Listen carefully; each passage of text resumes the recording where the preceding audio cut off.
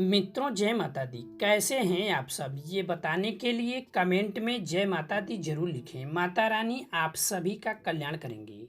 मित्रों, सावन मास में पड़ने वाली अमावस्या को हरियाली एकादशी के नाम से जाना जाता है। इस दिन का हिंदू धर्म में बहुत अधिक महत्व होता है।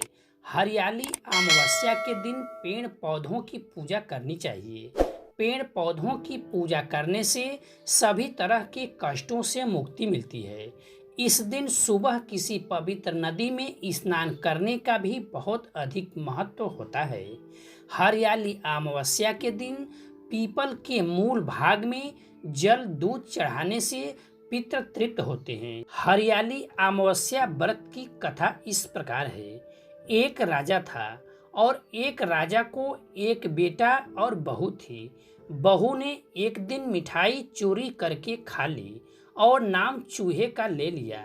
यह सुनकर चूहे को गुस्सा आया और उसने मन ही मन विचार किया कि चोर को राजा के सामने लेकर आऊंगा।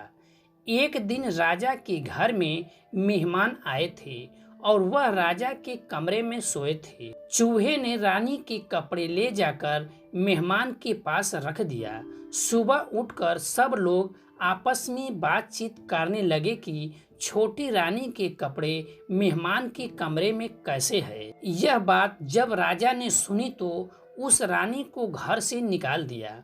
वह रोज शाम को दिया जलाती और ज्वार बोती थी और पूजा करती, गुड़धानी का प्रसाद बांटती थी।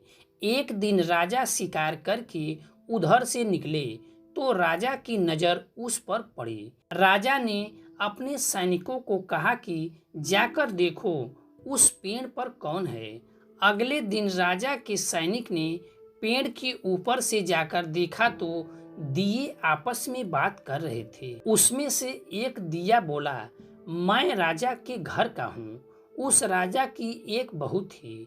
उसने एक बार मिठाई चोरी करके खा ली और चूहे का नाम ले लिया। जब चूहे को गुस्सा आया तो रानी के कपड़े मेहमान के कमरे में रख दिया।